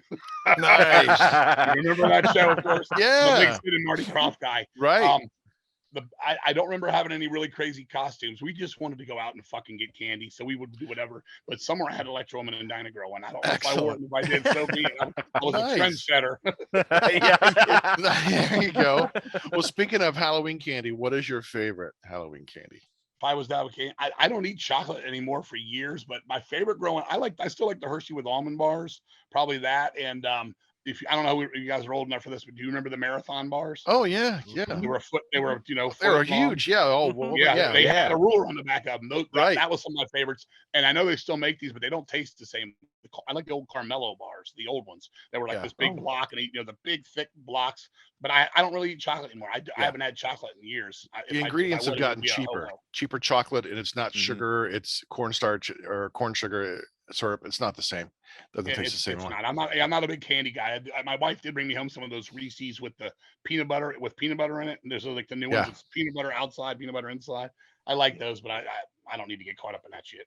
Yeah, I hear you, man. Yeah. All right, Yeah. so we're gonna switch some gears. These are some one-off questions. They could be about anything. All right. Who are some of your favorite writers? Some of your favorite books? Edgar Allan Poe all the way. I'm a big Edgar Allan Poe. I've read a lot of his stuff. I need to go back to it. I read a lot of it when I was young. I read a lot of that stuff. He's been my favorite. I love Robert Bloch, who, Psycho is one of his biggest. He wrote some of the stories for the Amicus series. There's some of my favorites. It was a guy named, what was his name? I forget his name, but he did a comic book, and he would always write these crazy stories. It was called Twisted Tales was the name of the comic book. I think it was in the early 80s. I want to say his name was, I could be wrong, but it was something, I think it was Dwayne Jones. And I know that's the guy that played in Night of the Living Dead, but I think it was a name, maybe it was even Dean Jones, which that's a Walt Disney actor that did like the Shaggy Was Dog. that PC Comics? I think it was. Yes, Yeah. I'm familiar with it. Yeah. He wrote some really twisted stories. Yeah. They were more than just comic, here and Right. there. It was actually written out pretty well. Mhm. I mean, but most of all, it's Edgar Allan Poe. Nice. His stuff is just so weird. It's still weird to me. It's so ahead of its time. I live in outside of Philadelphia, and one of his houses up here. We went in there and we Mhm. saw the rooms where he wrote like some of the stories, and they have the heart and the floor in there, and they have like his wife died there of what the hell did she die from? Like it was a tuberculosis. I can't remember exactly, but I think so. But I love him. It's that. I'm not as much a reader as I'm more of a knowledge reader now. I read tons of music books, things like that, more so than horror anymore. Okay. Martin Popoff, when it comes to music, I love that guy. He busts his butt and writes books after books after books. So he's important too, but more in a music thing there. Nice. Who's your favorite cartoon character? All-time favorite cartoon character would have to be, I think I'm going with Magilla Gorilla. Nice. Nice. Yeah. I love Magilla Gorilla. I love the underdogs. When I was growing up, and obviously you and me is the same age. Yeah. You remember? Did you have the movie yeah. theaters in your stores where you could go sit in the movies in the little movie theater like arcade in the store where you could put a quarter in and watch a cartoon? Did Oh you no, have I those? never seen that. Oh, They had like Chili Willy and Woody Woodpecker and shit like that in them. They were a quarter. You'd sit in it and the movie would come on for 3 minutes. They'd have like the cartoon Laurel and Oh, Hardy. And stuff. nice. I got into all that, Cool. but of course, I grew up with Scooby Doo. The original Scooby Doo was great, still is. I don't know where they went with it later on, Rapping Scooby and all that. Fuck all that. It's been downhill ever since Scrappy Doo came on the show. It's on Boomerang, so you can watch it, and record it every Yeah. day. So yeah. Yeah, I love all that, but I Yes. love the live action stuff more. So I was big on Ultraman, things like that. I Yes. loved Ultraman. I loved even some of the cartoons too, like Marine Boy, Speed Racer. That's what I Right, grew up Astro with. Boy. Sigmund the Sea Monster, puffing stuff. That's me. Yeah. That's me. Nice. Dr. Shrinker. Right. Yeah. I HR Puffin stuff always bothered me. I hate that damn flute. I'm like, just fucking break that flute, Tommy. God damn it. I have a replica of it here, Freddie the Flute. Do I you? love that. Yeah. Yeah. People don't know this, but they only did 12 episodes of Puffin stuff. People think Really? there's many more. There's only Oh 12 my God, it episodes. feels like forever. Yeah, like Lidsville, and boy, they did. Yeah, All them. Lidsville was You got was talk Far about. out trip. space nuts, flying saucer. Yeah, that was crazy stuff, man. Charles Nelson Riley driving around in Yeah. a hat. the Bugaloos. Will be all Yeah, right. Bugaloos. Oh man, They're in the yeah. air and everywhere. New Zoo flying. Review. Phew, man, we're going back to Yeah, ancient new days. Zoo Review. I love it. Yeah, you see pictures of that now. It's like that's like fucking nightmare fuel, man. Those costumes, man. Yeah. Um, They could nice. tell us they weren't high, but they were. Oh, yeah, yeah. What non-music celebrity would you most like to have a drink with? Well, I met my crush when I was young with Cheryl Ladd from Charlie's Angels. Oh, nice. I met her. So I met her. She was super cool, but someone I would really respect, and I'd like to have I'd like to have a drink with Clint Eastwood. He's an old timer. He's very, Yeah. very old, Yeah, obviously, that'd but be great. something about that man. He's definitely one of the last of the old school. I grew up Yeah. with the Charles Bronsons. Most of them are gone. The Lee Marvins, Yep. things like that. They're all gone. The George C. Scotts. Those are the ones. I would say Clint Eastwood probably would be the one. Yeah, nice. Yeah. Nice. Excellent. Do you have any hobbies? And if so, what are they? I play hoops when I can. I love sports. I miss sports. I was just actually talking about it earlier. Fucking Vic might have seen my thing on my basketball video I put up when I enjoyed it. talking shit, and I had to splash him with a 3 in his face. But I love hoops. I love spending time with my wife and just my family. We go to, like I said, we go to a lot of drive-ins. We like to go eat in restaurants and we just shoot the shit. It's that Nice. time of life. As far as anything else, I collect movies. I've got about 30,000 movies in my house. Nice. I don't know if you guys can Yes. see. I see back. behind you. Yeah, I noticed the media. Yeah. It goes all the way around this house and then in the other room over there. That's all Nice. that's all I Great. spend my money on is movies and stuff when I have money. I don't, like I said, I don't collect anything. You're like Chop Top. Yeah. Nostalgia curse is stuff. real. The curse I'm is looking real. over here. You can just see. Pat Benatar's stand up. I got Yeah. the Jill Terror doll right here. Just things Yeah. like that. Pillows, shit like that. Just all from the childhood shit growing up. Blah blah Nice. blah. Kiss Well, shit. We always ask, do you have a favorite piece of memorabilia? Mm-hmm. Probably my Kiss pinball machine. Kiss Oh, pinball machine. nice. Oh, real. Yeah, That's awesome. it's right behind me. I actually can't see it. I bought it from Tesco V from the band The Meat Man about 25 years ago for $750. And this lady said, he's selling it today. If you got the money. I said, I don't have any money. I said, let me check I had a big Yoda piggy bank. And I went in that fucking thing and I had $1.25. I actually had 5 quarters left over. And I told him he could have them. He goes, you're going to need them. You just bought the pinball machine. You're going to need those quarters. So, and he sold me $750 in quarters to Tesco V of the Meat Man. I bought that then. I also had a Charlie's Angels one, but the paint started coming off. So they had the measles. So I ended up selling it. Nice. But yeah, my Kiss pinball machine is that. I also still have my Kiss sponge from my first concert in '79 when they finished playing. It came out of a disco ball. These Kiss Army shaped sponges, and I actually still have Oh, that. nice. So it goes way back. They were I also have the- contraceptive Yep. sponges, I think. That's what they were prepping Oh, the wow. prepping the groupies. Yeah, they're curling up. Yeah, I was made. I'm for surprised you serving didn't eat it. Yeah. Yeah. Eat a That's couple hilarious. of those. All right. Well, we're gonna play a game, our own game with you. We got a couple of games that we like to play, and this one's called Blast Beats. And I'm just gonna ask you questions. I just want you to answer as quickly as possible. We're gonna have a series of questions. All right, real simple choices. Usually it's a multiple choice here. All right.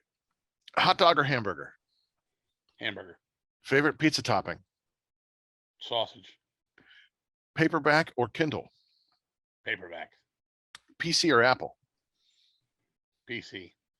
Favorite streaming service? I don't have any. My wife has them all. I don't know what's the one that the big one that what was it? The one that started it all? Netflix. The movie? Netflix? That's it. Give me that one. All right, we'll give you That's how Netflix. much I knew about that. There we go. Favorite ice cream flavor? Strawberry, Dog or cat? cat, Justice League or Avengers? Justice League, Star Trek or Star Wars? Star Wars, Bigfoot or Loch Ness Monster? Bigfoot, Dracula or Frankenstein? Frankenstein, How do you like your steak cooked? medium rare, Your favorite movie snack? popcorn, Favorite subject in school?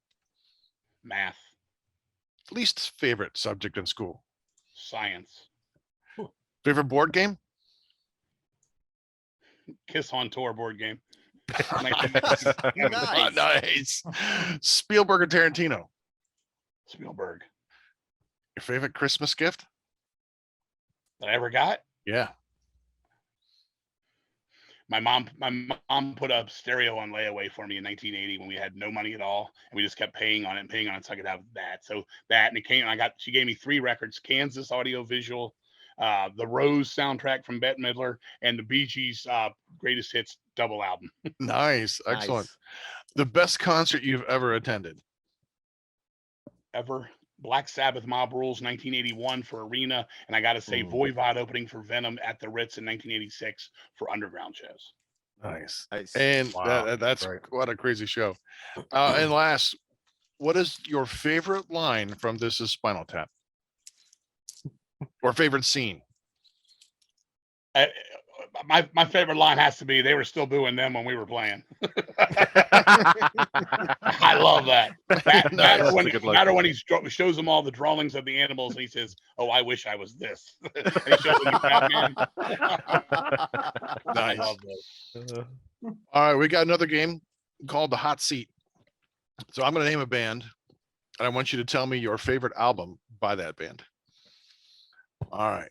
Black Sabbath, Mob Rules, Judas Priest, Screamer for Vengeance, Scorpions, Blackout, Overkill, Taking Over, Queensryche, Rage for Order, Iced Earth, Burn Offerings, Motley Crue, Too Fast for Love, Motorhead, Another Perfect Day, Carcass, Symphonies of Sickness, Dio, Holy Diver, Van Halen, One, Metal Church, Metal Church. the Beatles, All the Beatles, I would just have to say on that one, it's hard to say. Meet the Beatles, Halloween, Part 1, Keeper of the Seven Keys, Rush, Moving Pictures. It's borderline with Grace Under Pressure now, though, lately. I'll stay with Yeah. Moving Pictures. Nice. Opeth, Not an Opeth guy. Don't have one. My wife could answer that, but she's not in the room. So okay. King Diamond, I only like his first. I like the Fatal Portrait. It's the only one I really like by him. all right. Iron Maiden, Peace of Mind. Testament, Not a Testament guy. okay. I'll be nice. I'm not a Testament guy. Yeah, that's fine. That's why we ask. We ask. You know, we don't know everyone's taste. So knows. it's all Dreadbull right. didn't get the memo, so he Oh, apologizes. whoops. Sorry. Yeah. How dare you wear that, Dreadbull? Oh, Why didn't you give me a heads up, Vic? Yeah. Well, at least I it's not wanted a to watch you Vindicator shirt, suffer. so Yeah. I feel like there's a story here that we don't know about. yeah, it probably doesn't want to throw anybody under the bus. Anthrax, Fistful of Metal. The only one for me. Megadeth. No Megadeth for me. Oh, that's right. That's right. That's right. It's on his Forgot about rider, that. dude. It's on your rider, man. Don't ask Sorry. Metallica either. Yeah. That's right. Yeah. Don't worry. We got 2 more, and I know you're fans of both. Slayer Show No Mercy. and Kiss. That's a hard. I've been all over the place. I want to say Kiss Alive too, but it's a live record, so you get a lot of other ones. If I had to pick a studio, I'll go Rock 'em All Over.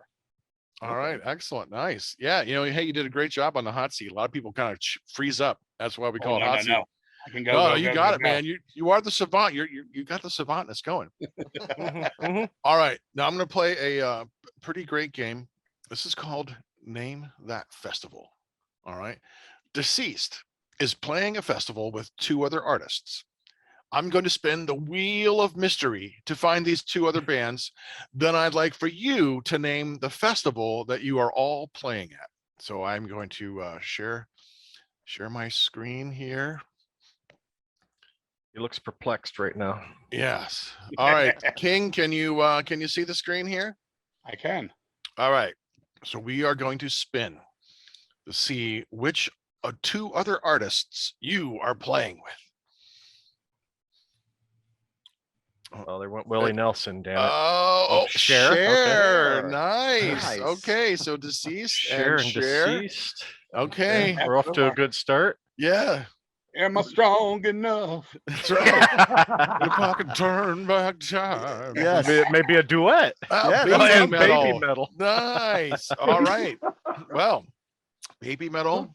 Cher and very, Cher, baby metal, and deceased very are eclectic playing a little tour. festival. The festival What's the name? Okay.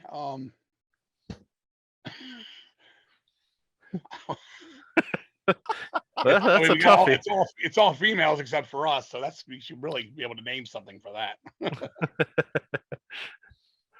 I You I don't stumped know him. what Now we got the hot seat. Now it's a new game. Nah. We're gonna call, yeah.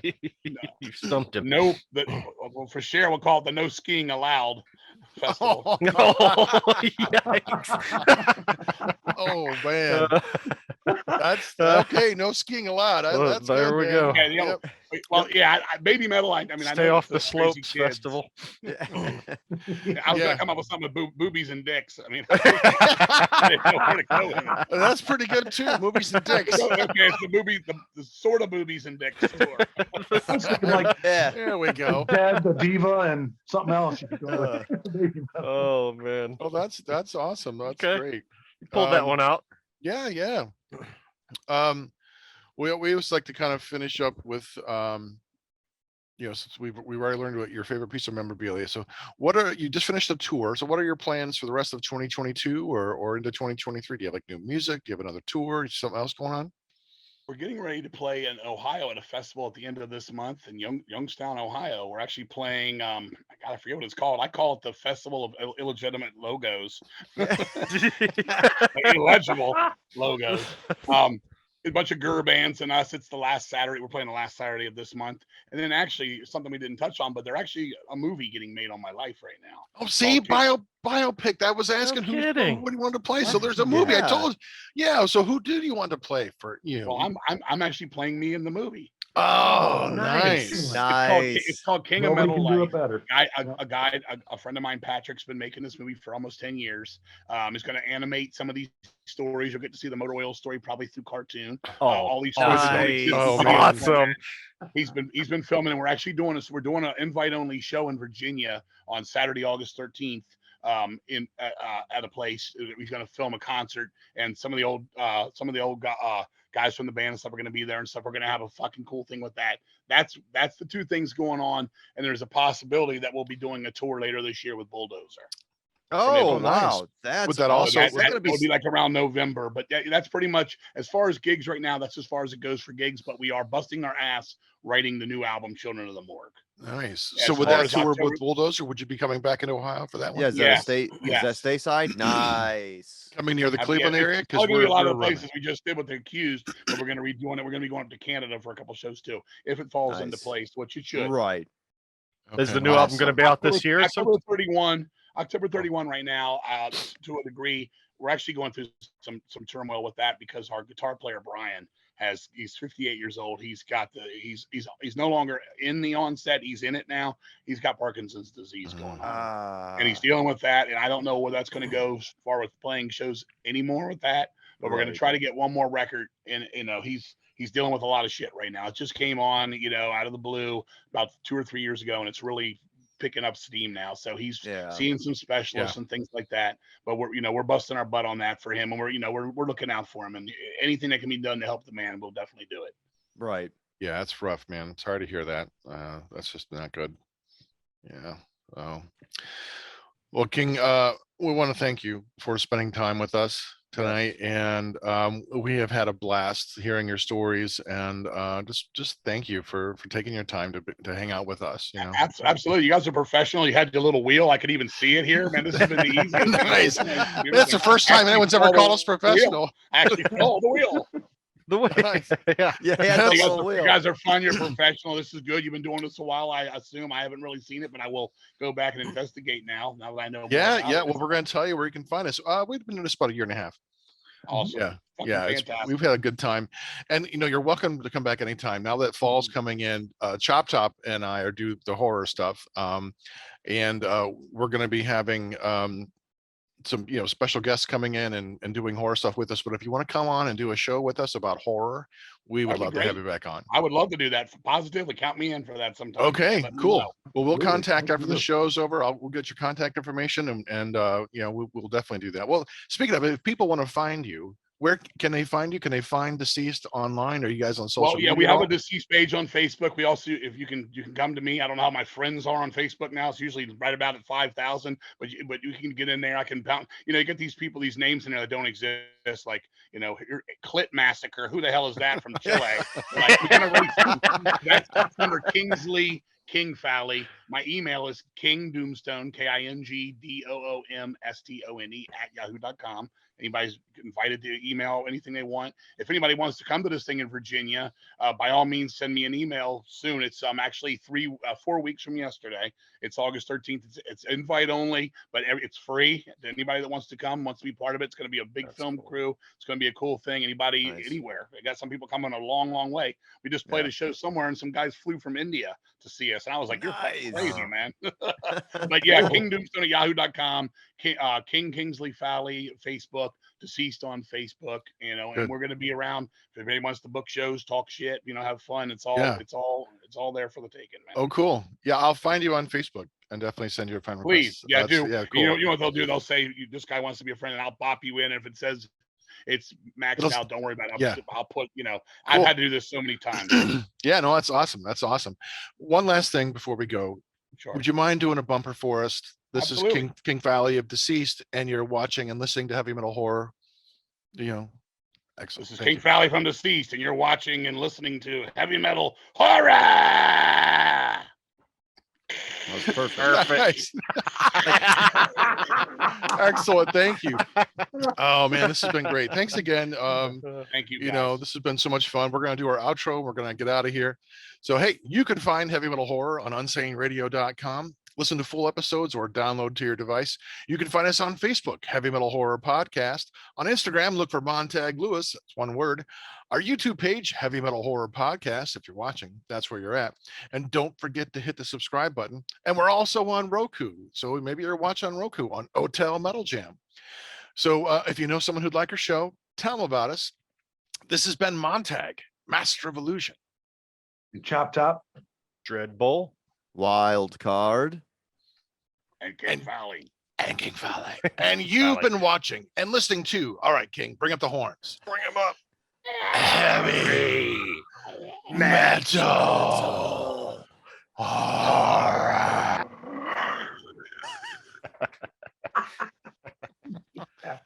This is Doug Helvering, and you have been listening to Heavy Metal Horror, the best podcast that you've never heard before.